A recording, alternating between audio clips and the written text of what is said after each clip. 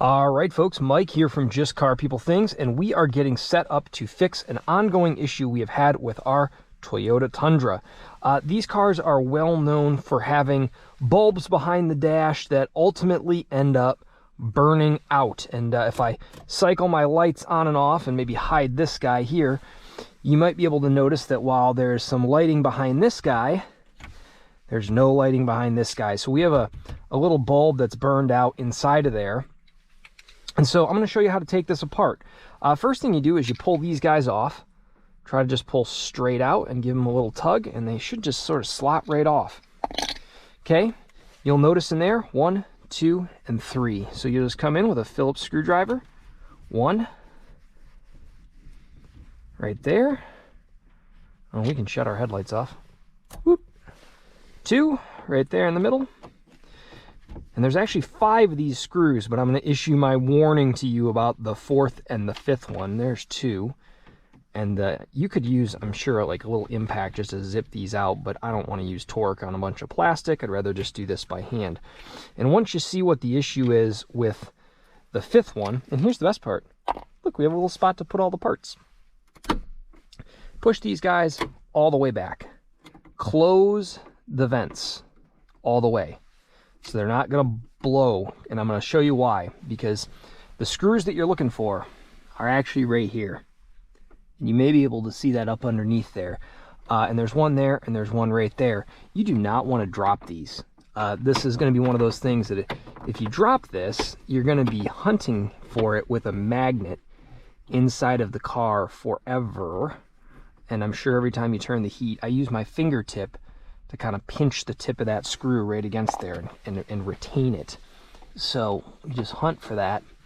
And they don't take a lot of turns. I mean, it's probably 5 or 6 turns to actually remove that, but they're in a kind of an angle. You can see the angle we're at right here, the screwdriver. And once you just feel it getting loose, try to work your finger in there to just pinch it out. You might even want to think about grabbing a magnet, just because the risk here is that things go wrong. And this one's kind of sticking a little bit. Maybe you need another turn on it. I just felt it pop loose, actually. Okay, so that should... Don't want to drop that. There we go. Got it. That was close. All right, so there we are. We're good there. Let me pull this light up a little bit better, so maybe you'll be able to see a little better. We have our 1LE Camaro parked up above us, so it's blocking a lot of our overhead light. But that should allow you to basically pop this piece right off. Should, anyways. That's what the internet's told me. Okay, so let me think about this for a second before I break something. And I actually got a little pry bar tool specifically for this, so I'm going to be right back with you guys, and we'll give that a shot. I don't want to try wedging in there with a screwdriver. I've actually got something I could use specifically for this. All right, we're back, and the internet suggested that you can just use your hands to pull on this, but why use your hands when you can actually just use a specific tool you have for this? And there's a latch up in there. You can buy these trim removal tools for about $3. Sometimes like a Harbor Freight will even have them on sale. And what you do is you just work your way around and kind of pop it all off. And there you can see right there, that whole unit just came away. And it slots out of there just like that. Ta-da! This is also how you remove the radio. So for those of you who ever want to go to like an Android head unit and you want to ditch this thing, you know, all that comes out. These look like 10mm bolts. Here's your HVAC here on the left and the right. And probably even clean a little bit in there. One note about this particular generation of Toyota Tundras. Boy, that's nice and delicious. This particular generation of Toyota Tundras does not have a cabin air filter. So that's just kind of something to be cognizant of as you're working on these and tinkering with them. So that said, I actually bought some blue LED light bulbs. So these factory bulbs twist in, and you can actually remove this fully if you really want to, but normally these guys actually just sort of spin out. If you work on them a little bit and get in the right direction, those will pop right out of there, and you can replace them with some I believe these are 168 bulbs or something similar to that size. So ordered those online. They came recommended on the internet. It's about $10 for about 100 of these things, however many are in here. I think there's 10 in here. They're about $1 each. And they come in yet another vacuum pack, probably from whatever supplier those guys get them from.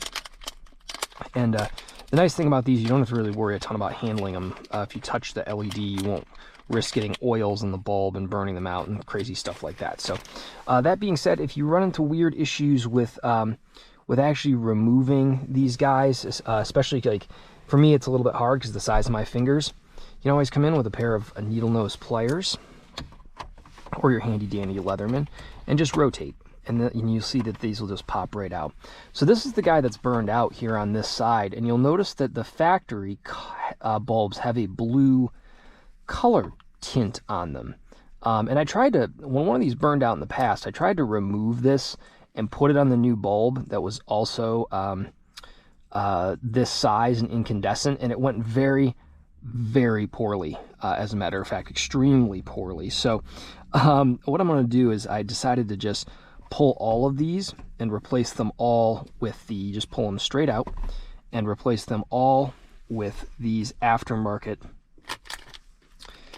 blue LEDs, which will probably also be much brighter and make you be able to see the HVAC better at night. So you just take these and they're real straightforward. They literally slot right down into there, and this guy will go back in at about that angle right there, and these will actually index in, and you twist it in and it just locked right there. So it's just like a quarter turn. So what we're going to do, look at that. So there's the factory bulb that's blue-ish.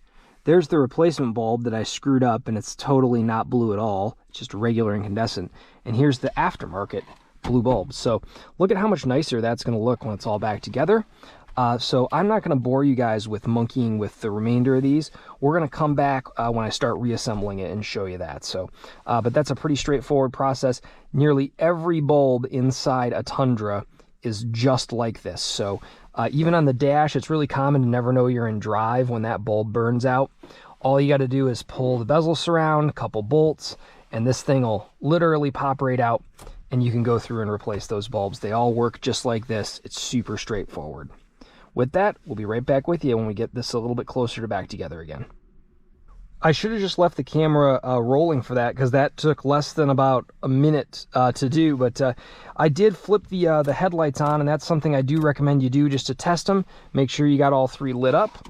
Make sure that they look good. Here, hold on. Whoop, there we go. Look at that. That's all nice blue. Looks really sharp. It's going to look good when it's all back together. So what we will do now is actually really straightforward. You basically, here, let me turn our light back on so you can see what we're doing, is pick this guy back up and just slot it back into place just like that, and it will basically clunk right back into the dash, just real easy like that. So we'll come in 1 2 3 4 5 and put all of our screws back in with our handy dandy Phillips screwdriver, starting with that guy. Just reverse the order, and we're just going to snug these up and make sure that all the trim is appropriately seated. See that? You just heard it click in there. That's when it really seats. We'll just throw these guys back in. I gotta say, our Tundra here has 217,000 miles on it, and other than a few burned out bulbs and a weeping head gasket and a few other odds and ends I've sort of worked on, getting the tires balanced and doing a really good detail and cleaning up the interior.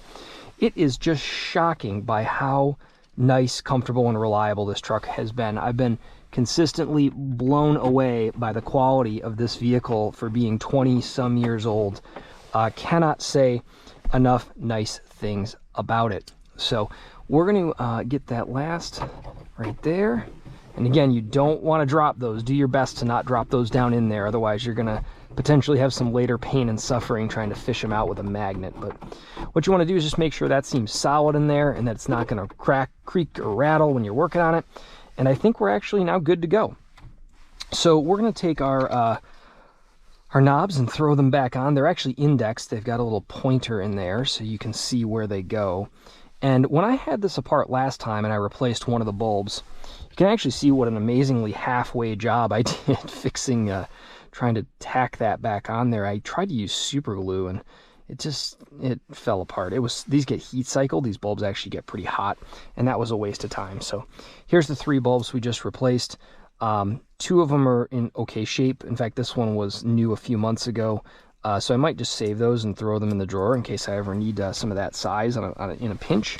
I also ran into a few months ago that this guy right here doesn't want to stay on, and I tried to cheat with a little bit of tape and see if it would just stick on still, but you can see it's very loose, and it was sort of walking off. So I've come up with a plan B on this, and I don't know if it's going to work, but it's basically I got a little bit of sticky tack, like from school. Like I had this in a drawer somewhere from forever and a day ago, and I'm going to just see if I can't put a little bit in there and wedge that on, and that actually feels a lot better than it did before. So cool. That's really cool. All right, so let's turn our light off and see what we got. Nice. All right, that looks really good. I really actually like that on the backlight, and I think it looks good. It's much bluer than it was before. Before it was kind of a pale blue-green, like the dash over here, but I actually really like that. I think it's really very legible. I think it's easy to see, and that's an awesome, easy project. I'll look and see if I can't swap the dash backlighting out if those are the same size. If those are the same size, we might be in good shape, because I've clearly got extra of these. How many of these do I have left? 2, 4, 6, 7 of these left. They came 10 in a pack. So I think that's a really cool opportunity to come through and be able to potentially just shift the whole color of the dash just by swapping some bulbs around. So I know LED conversion kits are common, especially for like the interior lights, like that's super dim up there.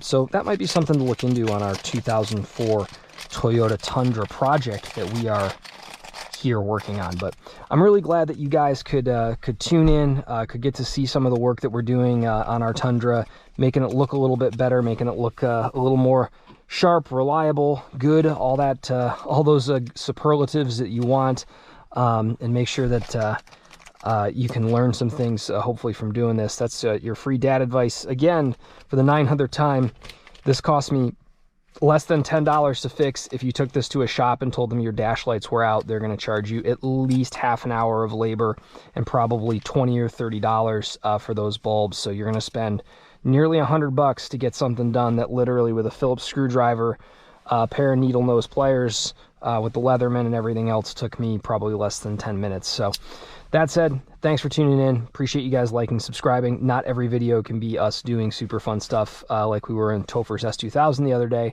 You should check that video out, but appreciate you guys tuning in. Cheers.